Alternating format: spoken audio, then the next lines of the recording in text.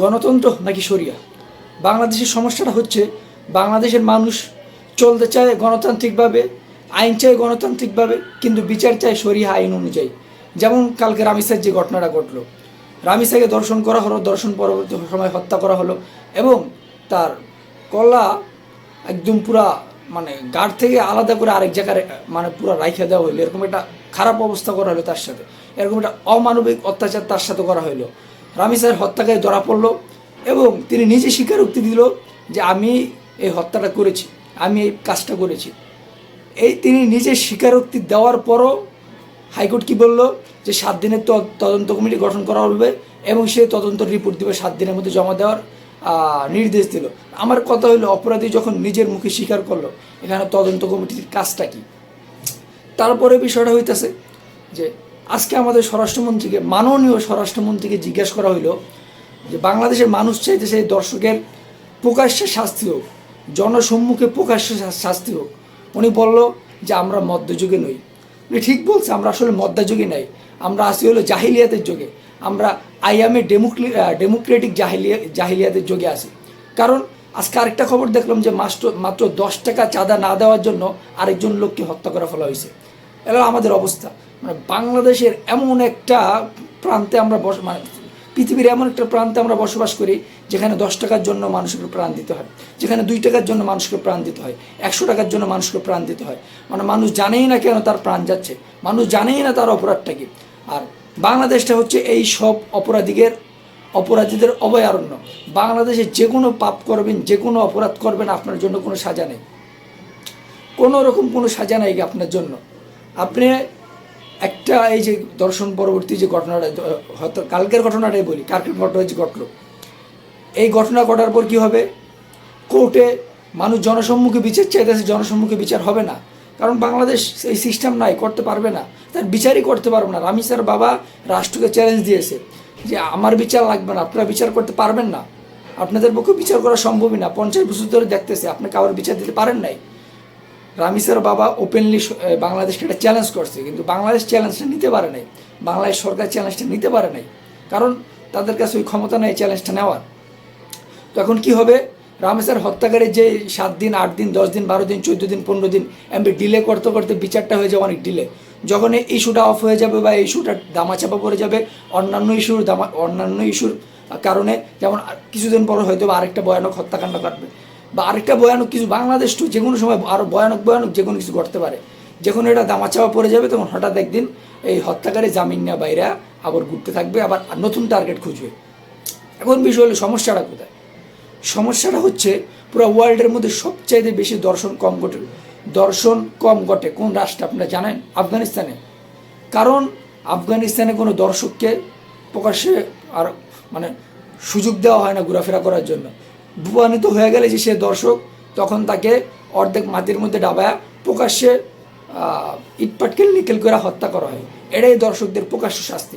তো যারা দর্শক আছে তারা এই চিন্তা করে আমি দর্শন করবো, যার কারণে আমার নিজে প্রাণ দিয়ে দিতে হইব, এই জন্য ওই বই দর্শন করে না। যারা হত্যা করব তারা চিন্তা করেন যে হত্যা করবো, পরবর্তীতে আমার প্রাণ দিয়ে দিতে হইব, এই কারণে দর্শন হত্যা একদম কম।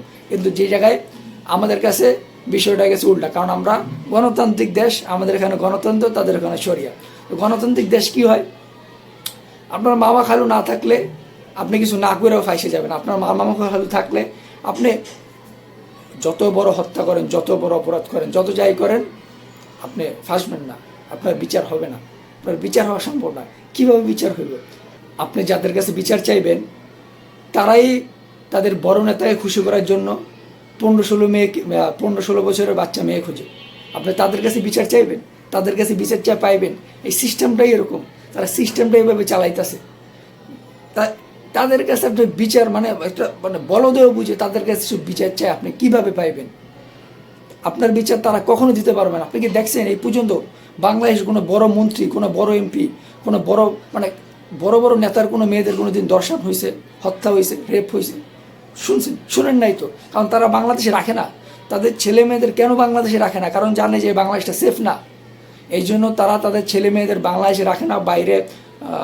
আজকে আমাদের মাননীয় মন্ত্রী যিনি বলতেছিল যে আমরা মধ্যযুগে বসবাস করি না, আসলে ওনার মেয়ে বাইরে খুব ভালোভাবেই লাইফস্টাইল করতেছে। আসলে ওনার মেয়ের সাথে মাঝে মধ্যে সোশ্যাল মিডিয়ায় দেখি যে ওনার মেয়ে আসলে কী করে। তো খুবই ভালো মতো লাইফস্টাইল করতেছে, খুবই এনজয়মেন্টের সাথে কাটাইতেছে। আর উনিও জানে যে ওনার মেয়ে সেফ। কিন্তু বাংলাদেশে যারা বসবাস করে, আসলে কথাটা ভুল, বসবাস করে বলতে কি, যাদের বাংলাদেশ ছাড়া যাওয়ার মতন অ্যাবিলিটি নাই, তাদের অবস্থা খুবই খারাপ। তাদের মেয়েরা, তাদের ছেলেরা সবাই অনিরাপদ। যেখানে 92% লোক মুসলমান, সেখানে শরিয়া প্রতিষ্ঠা হইতে সমস্যাটা কি? সমস্যাটা হচ্ছে এই 92% মুসলমানকে মাত্র অল্প কিছু লোক একদম মানে তাদের মাথার উপর চাইপা বসে আছে, তারাই কন্ট্রোল করতেছে। 92% মুসলমানকে পুরো বাংলাদেশের জনসংখ্যা 10% থেকে 15% লোক কন্ট্রোল করতেছে। শুধুমাত্র তারা তাদের লাইফ এনজয়মেন্ট করবে, তারা নাচ গান করবে, তারা ল্যাংটা হয়ে ঘুরবে, তারা অপরাধ করবে, সেই অপরাধের বিচার হবে না। শুধুমাত্র তারা মানে সোকল এলিট, সোকল শাহবাগী, তাদের এইসব উল্টা আবদারের কারণে হচ্ছে না। আর বলতে গেলে যাদের কারণে হচ্ছে না, তাদের মূল বিষয়টি হচ্ছে রাজনৈতিক দলগুলা। আসলে যদি গণতন্ত্র প্রতিষ্ঠা হয়, রাজনৈতিক দলগুলোর কোনো কার্যক্রমই থাকবে না। আর 10 টাকার জন্য যে একজনকে 10 টাকা চাঁদার জন্য একজনকে মাইরা ফেলা হয়, এইসব বিষয়ে ঘটবে না। আর রাজনৈতিক দল যদি না থাকে, রাজনৈতিক গণতন্ত্র যদি না থাকে, তাহলে অনেকের সংসার শেষ হয়ে যাবে, অনেকের সংসার চলবে না। এই জন্য তারা কখনো গণতন্ত্র প্রতিষ্ঠা করতে চাইবে না। আর যেসব মূর্খরা বলে যে ইসলামিক দল নামে বলে যে আমরা গণতান্ত্রিক মাধ্যমে নির্বাচিত হইয়া আমরা ক্ষমতায় যে ইসলাম প্রতিষ্ঠা করবো, ওর মতন বন্ড মূর্খ আর কেউ নাই। মানে মনে করেন যে আপনার মানে যুক্তিরা কি, ওদের কী যুক্তিরা? মনে করেন আপনার শরীরে শক্তি লাগবে ইসলাম প্রতিষ্ঠা করার জন্য, এই জন্য আপনি শুয়োরের মাংস খায়া শরীরে বলবারা ইসলাম প্রতিষ্ঠা করতে চাইতেছেন। এলো অবস্থা, এদের অবস্থা। গণতন্ত্র সরাসরি মনে করেন যে হারাম একটা বিষয়, মুসলমানদের জন্য একটা হারাম একটা বিষয়। আর তারা ইসলামিক মানে নিজেদের স্বার্থের জন্য এটাকে পাসলে মশলা দিয়া ফতোয়া দিয়া হালাল বানায়, হারামের মধ্যে ঢুকিয়ে এটাকে হালাল বানানোর চেষ্টা করতেছে। তাদের যুক্তি কি? থাক, ওদিকে না যাই। এখন বিষয়টা হলো যে গণতন্ত্র বিচার দিতে অপারক। গণতন্ত্র কারোর বিচার দিতে পারে না। আমরা দেখে আসতেছি এ পর্যন্ত গণতন্ত্র আমাদের বিচার করতে পারে নাই। গণতন্ত্র যেটা দিতে পারছে সেটা হচ্ছে গুম, খুন, অত্যাচার, দুর্নীতি, এই সবই আমাদের বারবার রিপিট করে ফিরাই দিছে। কয়েক বছর পরই রিপিট করে ফিরাই দিছে। গণতন্ত্র এই পর্যন্ত কোনো বিচার দিতে পারে নাই। গণতন্ত্রকে এই পর্যন্ত পারছে সেই কত বছর আগে হয়ে যায় তুন হত্যাকাণ্ডের বিচার দিতে। গণতন্ত্র কি পারছে মুনিয়া হত্যার বিচার করাইতে? গণতন্ত্র কি পারছে আসিয়া হত্যার বিচার করতে? গণতন্ত্র কি পারছে এই পর্যন্ত যে রামি সাইজি হত্যা হচ্ছে তার বিচার দিতেও? মানে প্রকাশ্যে একদম পুরো অপরাধ প্রকাশ্য, যে অপরাধ করতে সেও স্বীকার করছে, তারপরেও পারতেছে না, কারণ গণতন্ত্রের ওই ক্ষমতাটাই নাই। গণতন্ত্রে যারা পরিচালনা করে বা গণতন্ত্রের সিস্টেমের মধ্যে আছে, তাদের এই ক্ষমতাটাই নেই তারা যে বিচার দিতে পারবে। কোনো বিচারের ক্ষমতা নেই বাংলাদেশে এই পর্যন্ত। খালি দর্শন আর খুন না, যতগুলো বিচার হয়েছে 2% বিচার ঠিকঠাক হয় নাই। 2% বিচার ঠিকঠাক হয় নাই। গণতন্ত্র কি পারে যে আপনার খালি দাড়ি আছে, টুপি আছে, আপনার দাড়ি টুপি থাকলেই মনে করেন যে আপনার নামে কোনো অ্যালিগেশন লাগার আগেই আপনি জেলে যাইবেন গা, যাই মনে করেন যে রিমান্ড অত্যাচার সব আপনার লেগা ফিরে। আপনি সেকুলার মাইন্ডের, আপনি দর্শন করছেন, খুন করছেন, যাই করছেন, আপনার এটা ডিলে হইবে। গণতান্ত্রিক নিয়মটাই তৈরি করেছে এই জন্য। গণতান্ত্রিক নিয়মে বড় ফেসিস্ট তৈরি হয়, কোনো সময় ভালো রাষ্ট্র তৈরি হয় না। গণতন্ত্র যদি আমাদেরকে মানে বিচার দিতেই পারতো, গণতন্ত্র যদি আমাকে ইনসাফ দিতেই পারতো, তো স্বাধীনতা 53 বছর পার হওয়ার পর বাংলাদেশ কেন এখন ওই 1971 পইরা আছে? কেন আগায় যেতে পারে নাই? বাংলাদেশের অর্থনীতির কেন এই অবস্থা? বাংলাদেশের আজ কেন এই দুরবস্থা? সবাই গণতন্ত্রকে মাথায় নিয়ে আনাছে, নাচতে থাকেন। আমরা সবাই বাংলাদেশ ঠিকই চলে যাবো, আমরা সবাই মরে যাব একদিন, আমরা সবাই মরে যাবো, কিন্তু বাংলাদেশ ঠিকই আগায় যাবে। গণতন্ত্র নাচতে থাকবো। 1971 থেকে বাংলাদেশ যাই বলো 1871 চলে যাব। বাংলাদেশের সামনের দিকে যাইব না। আজকে আফগানিস্তানের দিকে তাকান। আফগানিস্তানকে মানে ক্রাইম রেট একদম কম, ওয়ার্ল্ডের মধ্যে ক্রাইম রেট একদম কম। কেন কম? আর পুরো পৃথিবী, বিশেষ করে গণতান্ত্রিক ঠিকাদারিওয়ালারা আফগানিস্তানকে বলে হলো সন্ত্রাসী রাষ্ট্র, টেররিস্ট কান্ট্রি। মোল্লাদের বলে টেররিস্ট কান্ট্রি। আর মোল্লাদের দেশে হলো সবচেয়ে বেশি অপরাধ কম হচ্ছে। কেন হচ্ছে? আর আমাদের এখানে কেন অপরাধ এত বেশি হচ্ছে, কেন আমরা বিচার দিতে পারতেছি না? আর আমাদের সিস্টেমটাই নাই, ওই যে সিস্টেমটা থাকবো, ওই সিস্টেমটাই নাই বিচার দেওয়ার। বাংলাদেশের মানুষ একজন অপরাধীদের কীভাবে শাস্তি দেবেন? একজন অপরাধী তো জানেই না যে সে অপরাধ করতেছে, কীভাবে সে জানবে? একজন অপরাধী তো আগে বুঝতে হবে সে অপরাধ করতেছে। এই যে যারা দর্শক, যারা খুনি, তারা দেখে যে দর্শন করে খুন করে ঢুকে যায়, ঢুকে একজন সিসকে চোরের আগে এরা মনে করেন জেলের থেকে বাইরে যায় জামিনলা, তো এখন মাইন্ডসেটটা কী হইব? এরা তো বুঝতেই পারে না যে এরা কোনো বড় অপরাধ করছে, আর মনে হয় ছোটোখাটো কোনো অপরাধ করছি। এমন একজন চোরের আগে জামিন লওয়া বাইরে হয়ে যায়।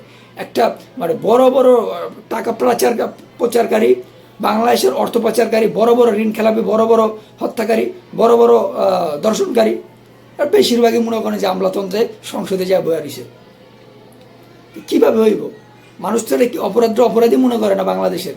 এই যে হত্যার যে একটা অপরাধ, অপরাধের হত্যা, মানুষের মানসিক কেমন হবে? মানুষ বুঝবো কেমনে যে এটা অপরাধ?